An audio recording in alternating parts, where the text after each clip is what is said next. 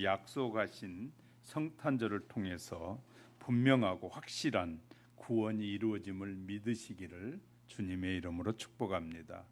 우리가 어렸을 때 시골 교회에는 성탄절이 다가오면 교회가 떠들썩했습니다. 성탄절에 연극을 준비하고 찬양을 준비하고 또 놀이와 다양한 것을 준비하면서 거의 한 달을 보내기도 했어요. 성탄절 이브에는 교회에서 즐거운 게임도 하고 밤을 새우며 놀다가 성탄절 새벽에는 새벽송을 부르고 나가지요. 성도들의 집에 돌면서 집 앞에서 성탄 찬송을 부르면 성도들이 과일과 과자를 주기도 하고 또 하며 먹으며 아름다운 교제도 나눴습니다. 아마 제가 이런 말씀을 드리면 우리 대부분은 끄덕거릴 것입니다. 자, 이렇게 기분이 좋은 그런 성탄절을 우린 준비해 왔는데, 그러나 어떤 분들은 지금 무슨 소리 하냐라고 생각할 거예요. 그때는 참 순수한 기쁨이었고 그것이 마냥 기쁘고 행복했더라는 시절에 잠시 우리가 생각해 보기도 합니다. 솔직히 말해 본다면 여러분은 성탄절에 무엇을 기대하고 있습니까? 그냥 연말이 돌아왔구나, 이제 올 한 해도 지나나 하면서 따뜻한 한 해 잘 마감하든지, 어떻게 보면 막연한 행복이라고 생각할지 모르지만 사실은 모든 사람에게 별 의미가 없어 보일 때가 많습니다. 왜냐하면 많은 사람들 속에 가장 기쁜 소식은 자기 소원 성취라라는 마음이 더 강하게 담겨져 있기 때문인 것이죠. 기쁜 소식은 우리에게 소원 성취다. 아들들이 잘 되고 좋은 직장에 가고 좋은 집을 사고 좋은 차를 사고, 이것이 우리에게는 기쁜 소식이라는 생각이 가슴에 들어있기 때문에 성탄절에 별로 기대를 하지 않고 사는 사람들이 많아져 가고 있다는 것이. 정말 성탄절은 무엇일까? 우리의 소원 성취가 이루어지는 것이 성탄절인가를 깊이 묵상해 봐야 할 필요가 있을 것입니다. 본문은 예수님의 탄생을 전하는 복음서 가운데 유일하게 가축 우리에서 태어나셨고 이 천사들의 찬송을 받으면서 또 목자들의 경배를 받았다라는 사실을 본문에서 전해주고 있습니다.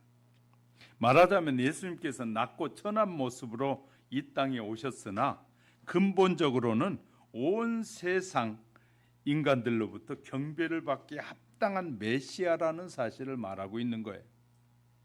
그리스도는 이 땅에 통치자로 왔으나 세속적인 절차나 이 군중의 환영 행사 따위도 없이 한밤중에 하늘에선 천사들이 땅에서 몇 사람의 목자들이 지켜보는 가운데 탄생하셨다는 것입니다.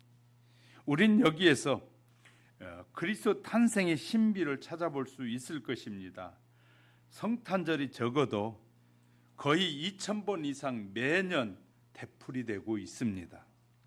여전히 어떤 이들 가슴에는 아무런 기쁨을 주지 못한다는 것이죠.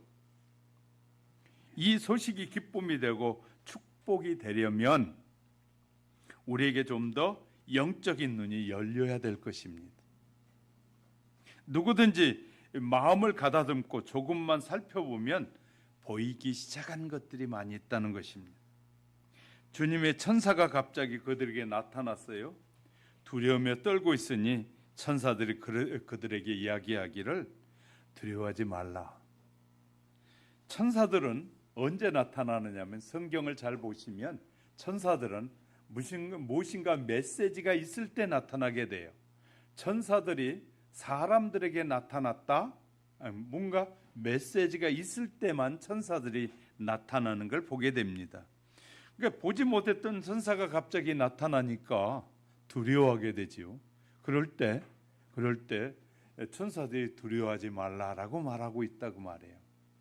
우리에게 갑자기 천사가 나타난다면 잘 모르는 사람은 굉장히 두려워할 것입니다. 이상한 현상이 나타나고 천사들이 갑자기 눈에 나타나고 하면 두려워할 수 있습니다. 그러나 우리가 충분히 영적인 삶을 배우고 아는 사람은 천사들이 나타나면 무엇인가 말씀하시려고 오시는구나 라고 생각하게 될 것입니다.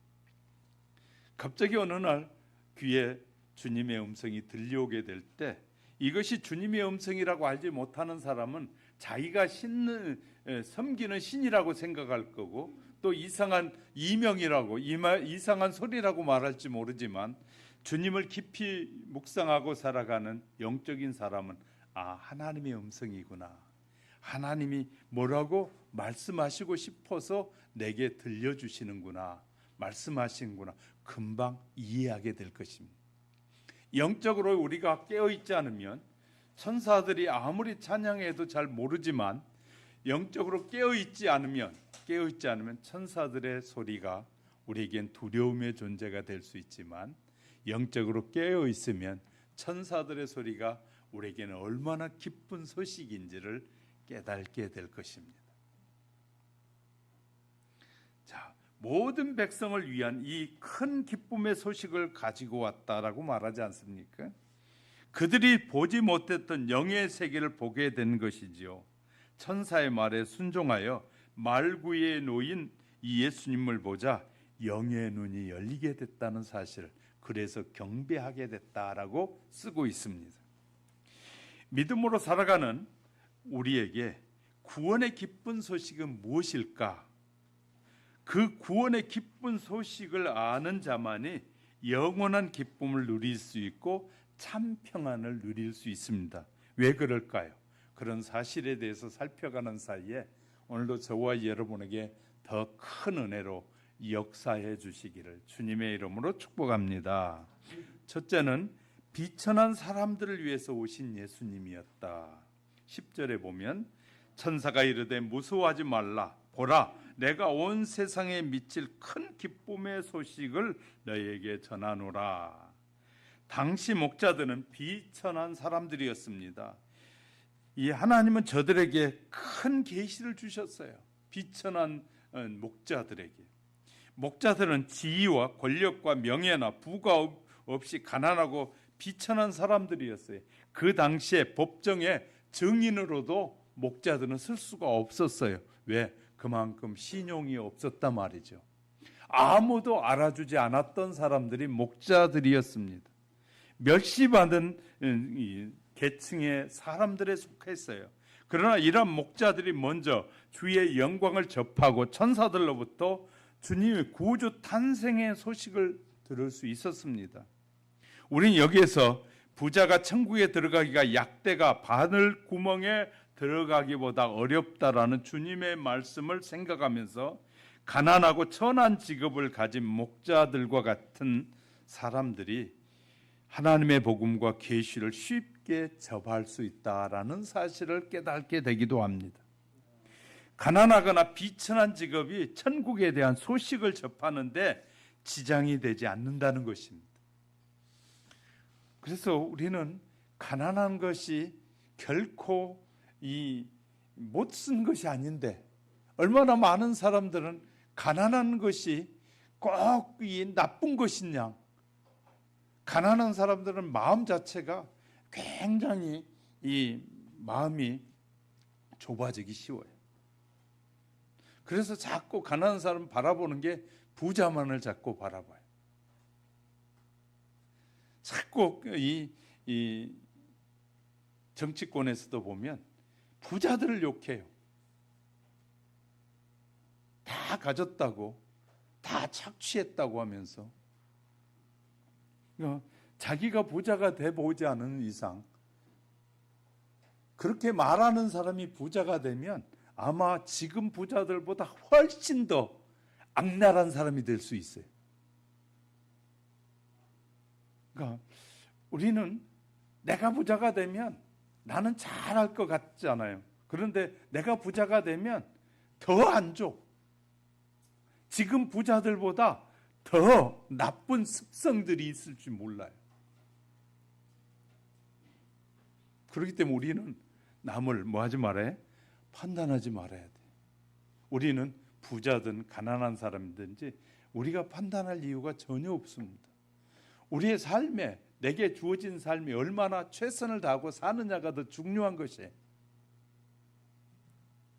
천국의 축복은 때때로 위대하고 부하며 권력 있는 사람들에게 숨겨지고 가난하고 대우받지 못한 사람들에게 잘 드러나고 있기 때문인 것이죠. 그들은 대개 교만하거나 현실에 안주할 어떤 이유와 요건을 가지고 있지 않기 때문이에요. 그러나 부하고 권력을 가진 자는 자신의 가진 것을 잃을 것이 염려되어 새로운 사상이나 현실에 마음을 열지도 못하고 이 동참하는 것을 매우 불편해야 합니다. 모두 다 가난해져 버리면, 모두 다 또 가난해져 버리면 사회가 또 비참해지는 것이에요. 우리는 이 사회를 바라보는 눈이 달라져야 되는데 너무나 사람들은 있고 없고에 따라서 비참하고 또 그냥 없으면 그냥 추한 모습을 드러내고 하는데 전혀 그럴 필요가 없잖아요. 새끼 먹는데 지장 없는데 뭐 그냥 그렇게 살려고 하는지 모르겠어요. 그렇게 사는 사람들요 얼마나 교만 떠는 줄 아시죠? 있게 되면 나는 안 그럴 것이라고 장담한 사람이 있다면 그는 매우 무식한 사람입니다. 내가 저렇게 돈이 많아지고 막 대단해지고 그러면 나는 막 다 베풀고 살 것 같잖아요. 꿈 깨셔야 돼. 그런 꿈은. 우리가 그런 사람이 되면 우리는 더 훨씬 더 추한 사람이 될 수도 있어요.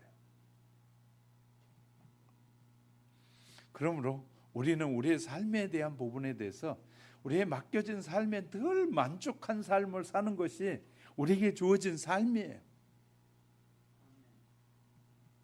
우리 권사님만 아멘 하지.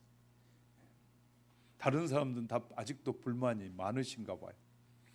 본문 12절에 보면 너희가 가서 강보에 쌓여 구유에 누워있는 아기를 보리니 그것이 너희에게 표적이니라 하더니 당시의 목자들은 맡은 일에 충성하였기에 하나님의 계시와 주님을 만나는 기쁨을 우선적으로 얻을 수 있었던 것이에요. 목자들은 밤에 자기 양을 지키고 있었습니다. 그들은 자기 책임을 능한히 잘 감당하기 위해서 잠자리를 떠나지 않았고 깨어서 양무리를 잘 배회하면서 이리와 승냥이들과 도적들로부터 양떼를 잘 지키고 있었다고 말해요. 그들은 자신의 임무에 충실하였으므로 그곳에 임한 천사들의 계시를 받을 수 있었습니다. 그 결과 다른 사람들보다 먼저 가서 보라는 부르심을 받게 돼요.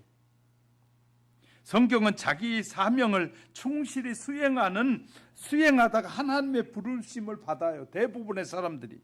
기드온은 밀타작을 열심히 하다가 하나님으로부터 부름을 받게 되고요. 모세는 양을 열심히 치다가 하나님으로부터 부름을 받게 되고요. 엘리사는 밭을 열심히 갈고 있다가 하나님으로부터 부름을 받게 되고요. 베드로는 열심히 이 갈릴리 바다에서 고기를 잡다가 각각 하나님으로부터 부름을 받아요. 열심히 자기 일에 최선을 다하는 사람들이 하나님으로부터 부름을 받게 돼요. 이같이 하나님은 자기가 맡은 일에 충성하는 신자에게 사명도 주시고 기쁨도 주시길 원하신다고 말해요. 그래서 예수님이 이렇게 말해요. 내가 작은 일에 충성하였으니 큰 것으로 내게 맡기노라 라고 말씀하십니다. 하나님을 맡은 자에게, 충성하는 자에게 내 생각보다 더 좋은 것을 보이고 내 생각보다 더 좋은 길로 인도하고 내 생각보다 더 큰 것을 맡겨주시는 하나님이심을 믿으시기 바랍니다. 목자들은 천사의 계시를 믿었어요. 그 표적은 목자들이 믿기 어려운 것일 수도 있습니다. 왜냐하면 이스라엘 위에 구주가 나셨다면 그는 분명히 비천한 구유에 누워있지 않을 것이기 때문에. 그러나 이 목자들은 천사의 계시를 믿었고 강보에 쌓여 구유에 누워있는 아기를 보고 하나님께 영광을 돌리고 찬송했다라고 말하고 있어요. 이것은 목자들이 믿음의 사람들이었음을 말하는 거예요. 그들은 하나님을 믿기는 믿었고, 그러나 누가 계시에 확실하게 드러내지 않았기 때문에 그들은 그냥 믿고만 살고 있었는데, 그들에게 계시가 드러나자 그 계시를 믿고 따랐단 말이에요. 이처럼 구유에 누인 아기는 신이 인간들이 배척했던 그 고난의 한중간에 그 자리를 펴신 거예요. 하나님께서 인간을 만드셨는데 그 인간과 이 하나님의 사이를 배척해서, 인간이 배척해가지고 하나님의 뜻에 불순종해서 관계가 멀어진 그 사이에 아기 예수님이 누우셨다는 것이. 자, 분명코 그날 베들레헴에는 분명코 아기 예수 외에 다른 갓난아이는 구유에 누워 있는 아이는 예수님 외에는 없었어요. 그 당시에도 아이를 낳아도 구유에다 누울 정도의 그런 아이를 낳지 않았단 말이에요. 태어난 아이를 구유에 누인 아이가 하나도 없었다고 말해요. 그 당시에도. 성경을 연구한 사람들은 그리스도는 유대의 왕이시니 예루살렘의 왕궁에 나시고 고운 옷을 입으시고 아름답고 화려한 방에 누워 있으리라고 이 성경을 연구한 학자들도 그렇게 생각하고 있었어요. 그러나 예수님께서 그리스도시며 구주가 된다는 표적은 그가 헤어지고 찢어진 강보에 쌓여서 낮고 천한 구유에 누워 있었다는 것이 바로 표적이 된 것이에요. 그것이 그리스도의 탄생의 비화입니다. 그리스도께서 이 세상에 오시어 받으신 그 첫 선물은 구유요, 마지막 선물은, 예수님의 마지막 선물은 십자가였습니다. 그가 인류의 구세주로 받으신 것이 고난과 비천이었고 세상 사람들의 생각하는 영광이 아니었다고 말해요. 그러므로 그는 낮고 천한 모욕을 당하는 이들의 친구가 되셨고 친히 동정하고 구원할 수 있는 구주라는 것이 천사의 메시지에 담겨 있는 것입니다. 오늘 우리 교회는 어떤지 봐야 됩니다. 낮고 천한 이들의 벗이 되고 있는 교회인가?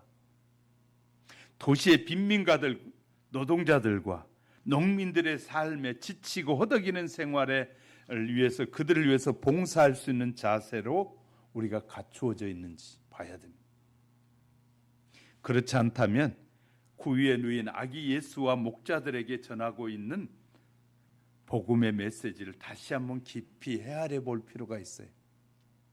어느 사회인가 우리 교회들도 그냥 비천한 사람들을 무시하고 비천한 사람들을 돌아보지도 않는 그런 교회들로 부해져가는, 부가 하나님의 축복이라고 말하고 이렇게 이 부자들을 향해서 가는 것이 하나님의 축복이라고 말하고 우리들의 소원 성취도 부자가 되는 것이 소원 성취라고 말하고 있다면 우리는 성경에 위배되는 삶을, 예수 그리스도를 보내신 하나님의 뜻과는 상관없는 길을 걷고 있고 그런 생각을 하고 있는 신자들은 아닌지 돌아봐야 한다는 것입니다. 돌아보는 사이 하나님께서 저와 여러분의 눈이, 영적인 눈이 열려지시기를 주님의 이름으로 축복합니다. 두 번째는 하늘의 영광 땅에는 사람에게 평화가. 천사가 목자들에게 이 탄생을 고지하고 나자 하늘에서는 아름다운 천군 천사의 찬양이 가득 찼습니다. 그런데 놀랍게도 천사들은 찬양을 통해서 가장 먼저 그리스도의 탄생이 하나님께 영광이 된다라고 하고 있어요. 예수 그리스도가 탄생하는 것이 하나님께 영광이다. 그리고 땅에 사는 사람들은 기뻐하심을 입은 사람들에게 평화가 됨을 알려주고 있잖아요. 천사들을 통해서. 짧은 찬양이지만 이 찬양은 기독교의 교리에 내포되고 있고 기독교가 신본주의, 하나님 우선 종교라는 사실을 말하고 있는 것이에요. 그러면 왜 이러한 찬양이 나오게 됐는지, 그 찬양의 의미는 무엇일까를 우리는 또 생각해 봐야 될 필요가 있습니다. 하나님께 영광이라는 것은 그리스도의 화육 인카네이션이라고 말하는데, 인간 하나님이 육신을 입고 오셨다는 거예요. 가장 먼저 그것이 하나님께 영광이 된다는 거예요. 그건 근원적인 문제로서 그리스도의 화육이 왜 하나님께 영광이 되는지 생각해 봐야 되지 않겠어요?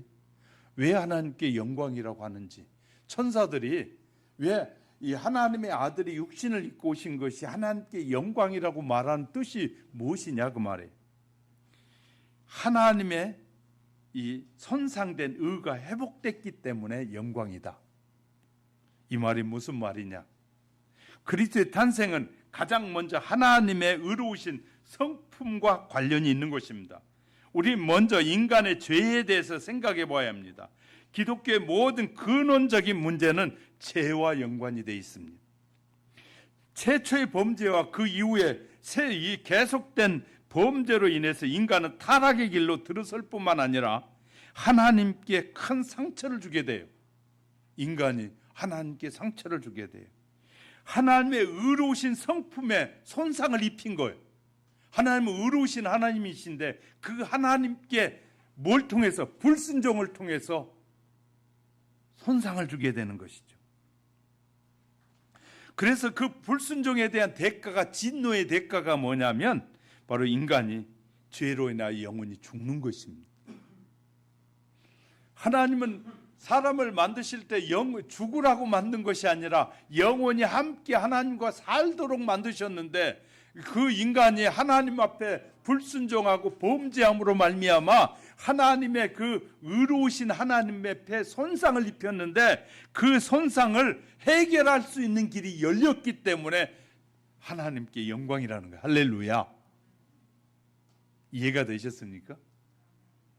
왜 천사들이 예수 그리스도의 인카네이션이, 예수 그리스도의 탄생이 하나님께 영광이냐면 하나님의 손상된 의로우심을 해결할 길이 열렸기 때문이라. 해결할 길이 열렸기 때문에. 야, 이게 말씀 연구하면서 저도 깜짝 놀랄 때가 많아요. 야, 바로 왜 천사들이 하나님께 영광이라고 했을까를 고민하는데, 바로 하나님의 의로우심에 상처가 입었는데 그 의로우심의 문제를 해결할 길이 열렸기 때문에 다시 의로우신 하나님이심을 드러낼 수 있게 됐기 때문에 영광이라는 거예요. 또 하나는 하나님의 뜻에 순종하는 일입니다. 최초 인간 아담은 하나님께 불순종했어요. 하나님의 영광을 돌리기 위해 창조했는데 불구하고 하나님의 뜻을 거역했단 말이에요. 그리고 모든 인간 아담 안에서 하나님께 다 불순종해서 하나님을 거스리고 있어요. 불순종의 아들들이 될 것이라고 바울이 설명했어요. 바울은 에베소 2장 2절에서도 5장 6절에서, 그러나 그리스도는 새로 오신, 다시 말해 하나님께서 보내신 이 그리스도는 하나님의 뜻의 아니오가 아니라 하나님의 뜻의 예였어요. 오직 하나님의 뜻의 예. 십자가에 죽으라고 해도 예. 다시 말해 하나님은 사랑의 하나님이시고 의로우신 하나님이신데 그 하나님의 그 의로우심에 대한 순종이었단 말이에요. 순종함으로 하나님의 의가 다시 드러나기 시작했다.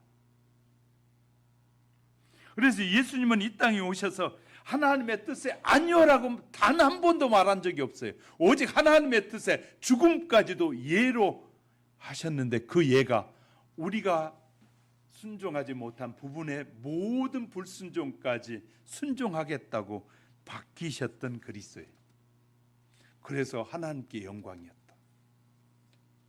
둘째, 땅의 평화란 말씀은 주님께서 이 땅에 평화의 왕으로 오셨음을 말하는 것인데, 인간과 하나님의 화목을 이루기 위해 오셨기 때문에, 화목해졌기 때문에 하나님께서 해결할 길을 여셔서 그 길을 해결해 주셨기 때문에 사람들에게는 하나님과 사람 사이에 평화가 이루어졌다는 거예요.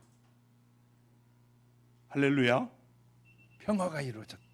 그래서 땅에 있는 사람들에게 평화다라고 말씀하고 있는 거예요. 손상된 문제가 해결됐다고 말해요. 하나님과의 관계가 완전히 단절되었는데 육체적으로만 아니라 영적으로 죽게 됐는데 우리가 진정으로 슬퍼해야 할 것은 바로 이 점이에요. 육체적인 죽음은 잠시의 고통이지만 영적인 죽음은 영원한 고통이거든요. 그러나 주님께서 십자가로서 이 담을 하셨습니다. 둘로 하나를 만드셨어요. 이런 사실을 깨닫게 된 사도 바울은 고백하기를 이 에베소 2장 14절에 16절에 그는 우리의 화평이신지라 둘로 하나를 만드사 중간에 막힌 담을 하시고 또 십자가로 이 둘을 한 몸으로 하나님과 화목하게 하려 하심이라 원수된 것은 십자가로서 다 소멸해 주셨다. 하나님과 원수된 관계를 다 소멸하셨다는, 그래서 우리에게 평화가 임했다는 것이. 또 두 번째는 인간과 인간 사이의 화목이 이루기 위해서 오셨기 때문에, 또한 천사들은 땅의 평화라고 노래한 것은 주님께서 인간과 인간 사이에 화평하게 하기 위해 오셨기 때문에, 죄의 악은 하나님과 인간 사이만 원수로 만든 것이 아니라 인간과 인간 사이에도 원수 관계를 만들었던 것이에요. 그래서 이 세상에는 끊임없는 전쟁과 다툼이 계속되고 있는 것이에요. 그러나 원수를 위해 직접 죽으신 주님께서 말씀하시기를, 원수를 대신하여 직접 죽으신 예수님이 말씀하여 누가복음 6장 35절 6절에 보면 원수를 사랑하고 너희 아버지의 자비하심과 같이 너희도 자비하라. 우리에게 원수를 하나님이 사랑하신 것 같이 나를 믿고 예수 그리스도를 믿는 모든 자들은 바로 아버지께서 원수를 사랑한 것 같이 너희도 원수를 사랑하고 자비를 베풀라 말씀하시는. 바울도 고백하기를 에베소 2장 17절 18절에서 이렇게 고백합니다. 또 오셔서 먼 데 있는 너희에게 평안을 전하고 가까운 데 있는 자들에게 평안을 전하셨으니 이는 저로 말미암아 우리 둘이 한 성령 안에서 아버지께 나아감을 얻게 하려 하심이라. 이 놀라운 사실을 깨닫게 되면 우리도 하나님께 영광이요 땅에 있는 모든 사람의 평화라는 말의 의미가 가슴에 탁 들어오게 됩니다. 이 사실이 깨달아지면 감사하고 감격해서 하나님 앞에 마음으로부터 영광을 돌리게 되는 믿으시기를 주의 이름으로 축복합니다. 세 번째는, 그러면 여러분에게도 첫 번째 이 성탄의 이 기쁨이 여러분에게 있느냐 그 말이에요. 이 기쁨. 믿는 사람들이 보는 눈과 믿지 않는 사람들이 보는 눈은 분명히 다를 것입니다. 세상 사람들은 눈에 구세주는 어떻게 비춰질까요? 세상 사람들에는 구세주가 우선 태어나는 것부터 싫어하는 상황이에요. 예수님 태어난 것도 싫은 거예요. 세상 사람 눈에는. 누가 짐승우리에 태어나기를 원할까요? 거기 깨끗한 물이 있을까요? 짐승우리에. 거기에 부드러운 이불이 있을까요? 따뜻한 벽난로가 있을까요? 그냥 맨 땅인데 마구간 하지만 사실 생각해 보세요. 그 바닥에 짐승 배설물이 쌓여 있을 거고 불결하고 악취가 콕을 찌르는, 그리고 단 몇 분도 있기 어려운 그런 정말 성탄절 생각하면 아름다운 마구간을 생각한다면 우리는 그건 잘못된 생각이에요. 여러분 소 우리에 가봤죠? 무슨 냄새가 나던가요? 소 우리에 가보셨잖아요. 양을 기르는 우리 그런 데 가보면 냄새가 아주 독해요.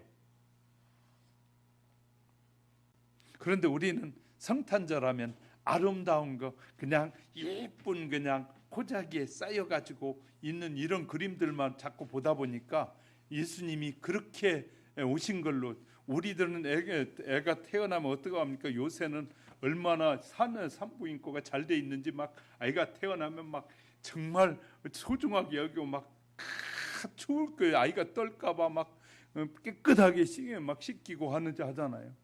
그런데 예수님은 그런 모습이 아니었단 말이에요. 때로는 요새는요, 때로는 그런 곳에서 예수님이 태어났는데 전 세계 짐승의 우리에서 태어난 사람은 아무도 없어요. 짐승의 우리가 깨끗한 데가 별로 없어요. 세계 어디를 가봐도 짐승의 우리는 다 지저분해. 그런 곳에서 태어났단 말을 들어본 적 있습니까? 그 누구도? 세상에 그 어떤 아이가 짐승의 우리에서 냄새가 나는 것을 태어난 사람 보셨어요? 가끔 119에서 태어난 이 아이가 태어나기도 하고 비행기에서도 태어나기도 하고 가끔은 버스 안에서도 태어나기도 하지만 정말 짐승의 냄새가 나는 그곳에서 어쩔 수 없이 태어난 사람은 거의 없단 말이에요. 바로 예수님이 태어난 표적이 바로 이 비참하고 비천한 사람들에게 희망을 주기 위해서 이렇게 태어나신 예수님.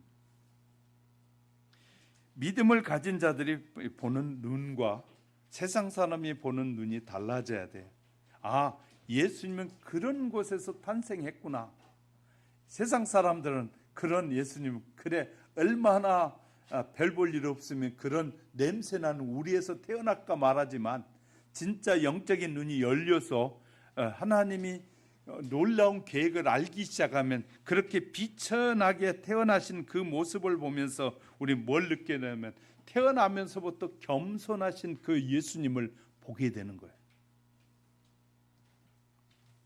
예수님의 탄생도 비참했지만 가만히 보면 그 예수님의 삶도 정말 비참했어요.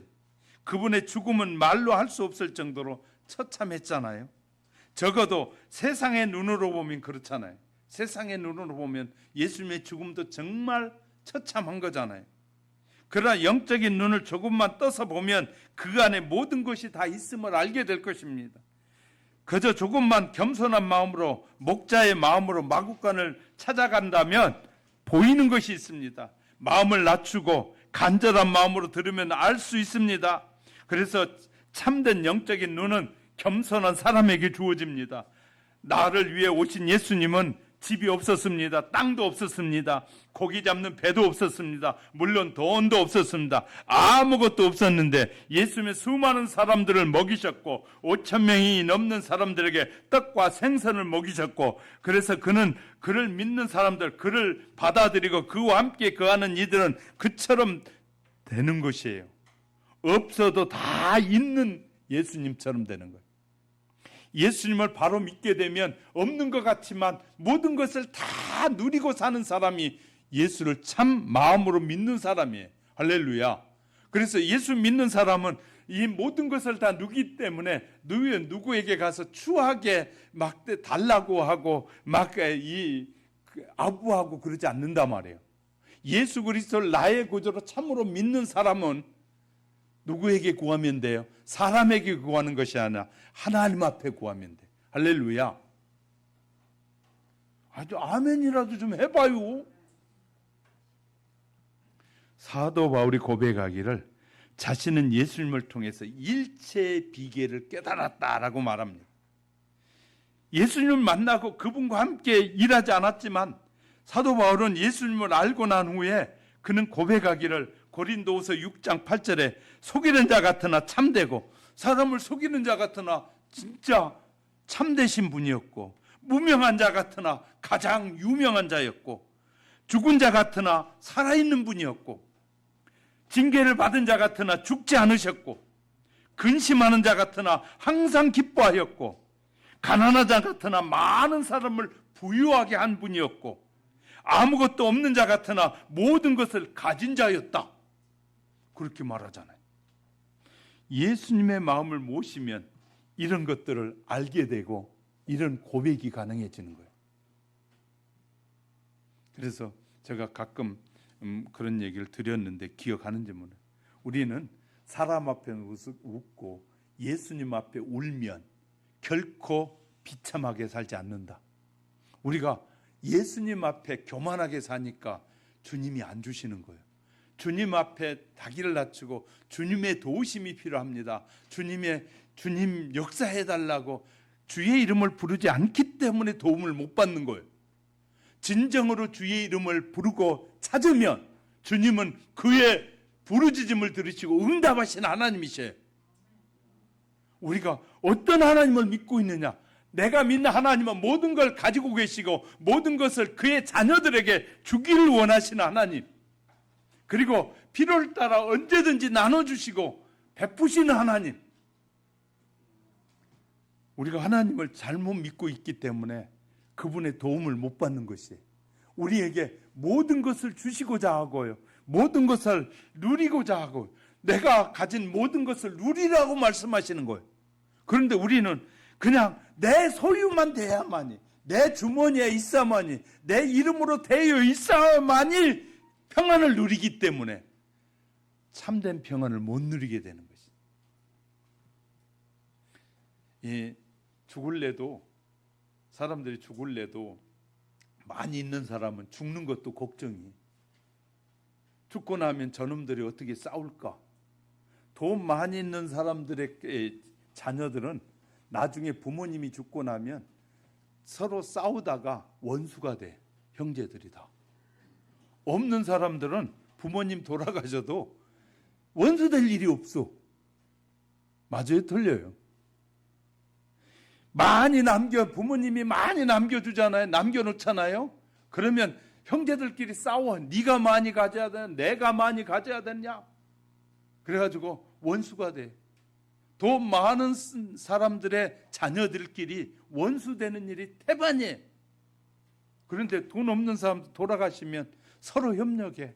네가 조금 낼게, 내가 조금 낼게. 섭렵에 부모님 장례 치고 나가면 서로 소중히 여기고 그러는데, 돈이 많은 사람들의 자녀들은 부모님 돌아가시고 나면 남이요.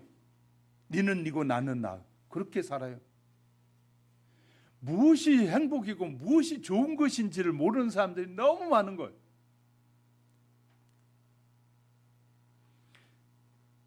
그러니까 그렇게 살고 싶으면 자꾸 부모님에게 남도 주지 말고 많이 가지고 있다가 죽으라고 그러는 거예요, 자꾸. 그래야 나한테 많이 돌아오니까. 그러니까 우리는 부모님들이 주신 그 많이 받은 걸로 열심히 베풀고 남에게 다 선행을 많이 하고 주의 이름으로 베풀다가 가셔요. 그래야 되는데 그거 쓰면 안 돼요. 누구 줄까 봐 그냥 정신없어. 누구 줄까 봐 그냥 줄라 그러면 그냥 말도 안 된다고 누굴 주냐고 막 이렇게 막 자식들이 하는 것은 뭐냐면 내 건데 왜 주냐고 말해. 부모 것은 자기 것이라고 생각하는 잘못된 의식이 너무 많은 거예요. 그러나 건강한 사람은 부모님은 부모님 거고 내 건 내 거고 내가 얼마든지 더 많이 누릴 수 있다고 생각하는 것이 하나님이 주신 생각이어야 돼. 우리는요 남의 걸 탐낼 필요가 없어요.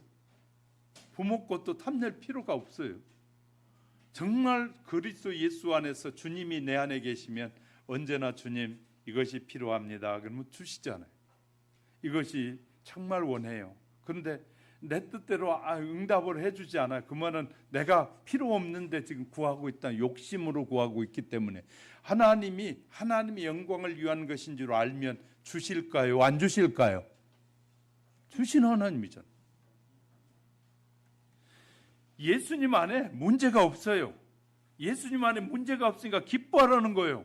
예수 믿는 사람들아, 나를 믿는 자들아, 너희는 기뻐하라는 거예요. 예수 믿으면서도 늘 근심 걱정이 많은 사람들. 왜? 아직도 자기의 뜻을 뭔가 좀 해야 되는데, 내가 좀 해야 되는데 내 뜻을 내세우니까 근심 걱정이 많아요. 예수 믿는다고 말하는 예수님 이 땅에 오시자 도전이, 무서운 도전들이 몇 가지가 있었어요. 처음에 첫째 죽음이 도전했어요. 예수님께. 질병이 예수님께 도전하고요. 가난이 도전했어요. 모든 저주가 예수님께 도전합니다. 사탄이 허다한 귀신들의 사람들을 선동해서 공격하고 때로는 우리의 두려워하는 일을 거기에 비하면, 우리가 두려워하는 일 거기에 비하면 아무것도 아니에요. 하지만 누가 예수님을 망하게 할 수 있었던가요? 누가 예수님을 자포자기하게 절망하게 만드셨을까요? 아무도 예수님을 절망하게 만들지 못했어요. 아무도 없습니다. 예수님 안에는 생명이 있고 그 땅의 모든 것을 만드시고 창조하신 능력이 예수님 안에 계시는 거예요. 예수님을 바라보면 영적인 눈이 열리면 더는 나에게 있는 문제는 문제가 아니에요. 우리의 문제가 아닙니다. 이것이 기쁜 소식이지. 내가 예수님을 믿음으로 말미암아 태어나서 우리에게 다가오신 예수님을 믿음으로 말미암아 내게 있는 문제는 문제가 아니라는 이 소식이 가장 기쁜 소식이에요. 할렐루야. 우리 예수님을 믿는 것이 예수님 안에는 모든 것을 해결할 수 있는 능력이 그분 안에 있으니까.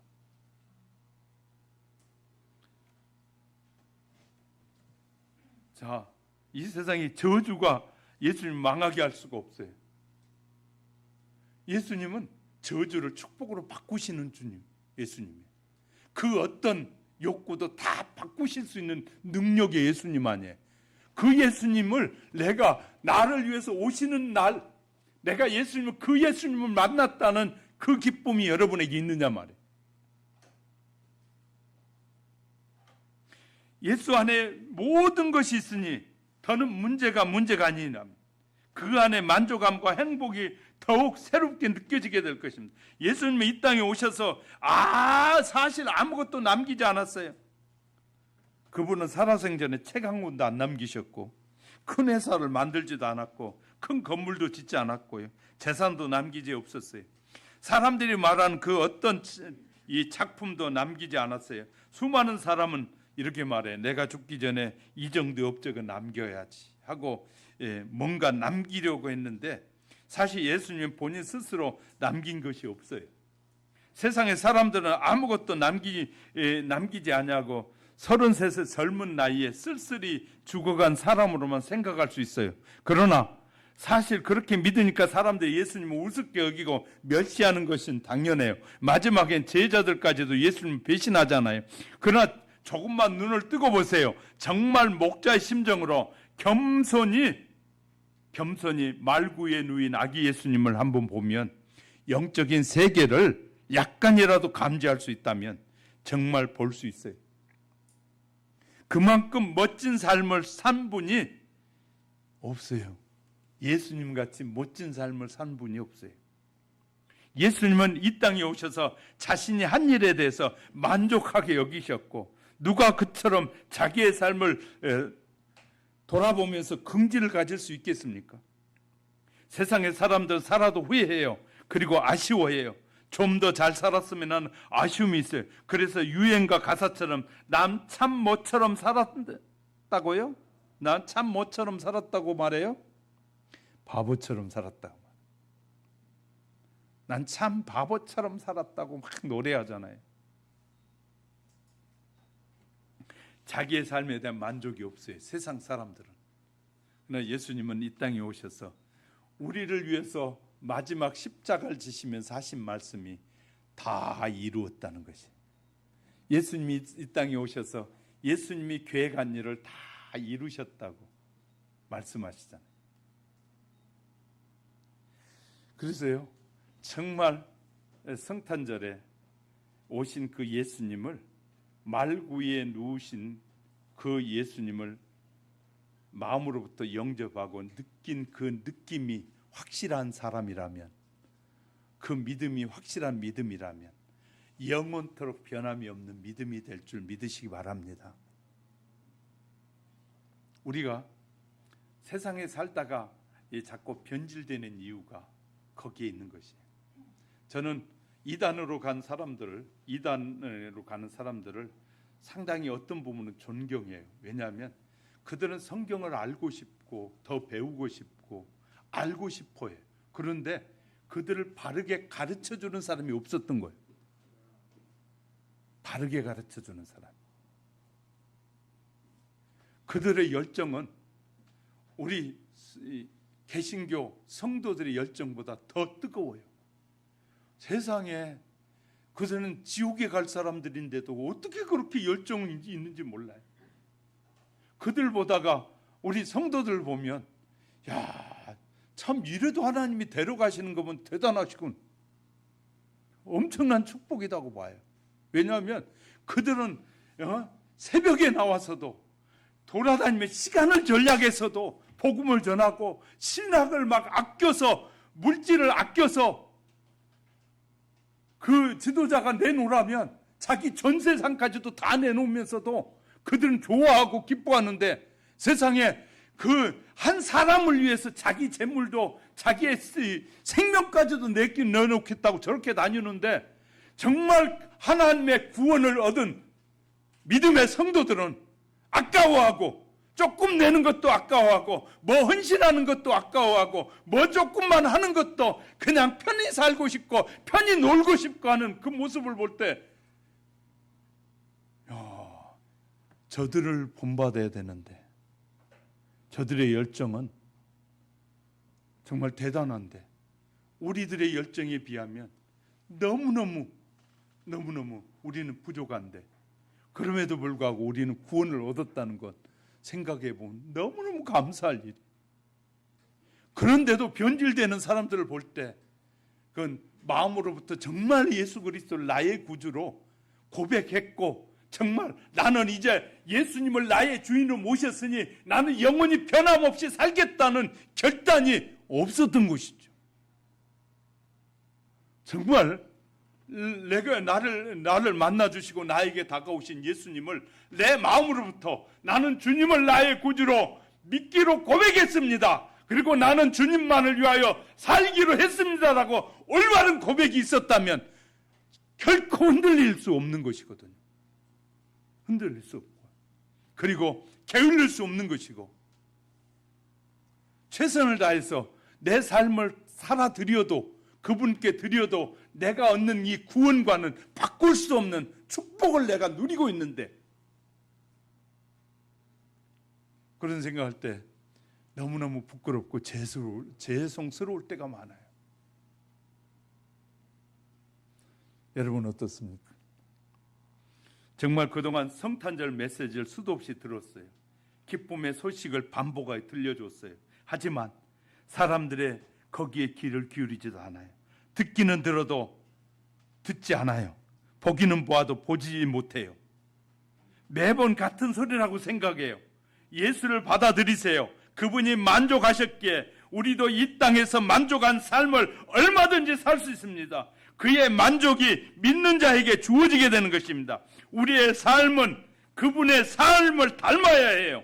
그분에게 진정한 만족이 있기 때문인 것입니다. 그래서 예수님처럼 생각하고 예수님처럼 말하는 거예요. 거기에 만족이 있고 거기에 기쁨이 있고 예수님을 믿는다는 것은 그분을 닮아가는 것이거든요. 그러므로 변함없는 우리의 신앙이 날마다 새로워져 가야 돼요. 세월이 아무리 변해도 나의 이 하나님을 향한 이 믿음은 흔들림이 없어야 되는 거예요. 저와 여러분 어떤가요? 한번 눈을 감으시기 바랍니다. 우린 성탄절을 그냥 이 어떤 행사로 끝이는 성탄절이 아니라 아기 예수로 오신 예수님을 내가 믿음으로 모셔드렸다면 이 성탄의 기쁨이 여러분의 가슴 속에 뜨겁게 느껴져야 되고요.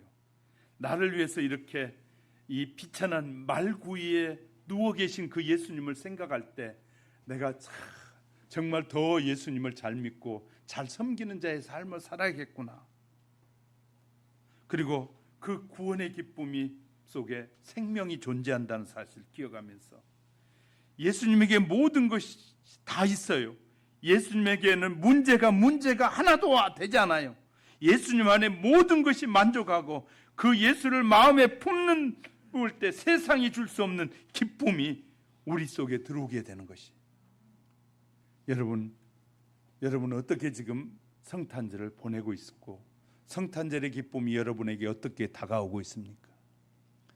주님, 내 안에 오셔서 나를 다스려 주시고 내 생각보다는 주님의 생각, 주님의 뜻에 맞춰 살기 원합니다 라는 고백이 다시 우리의 고백이 되어야 할 줄 압니다.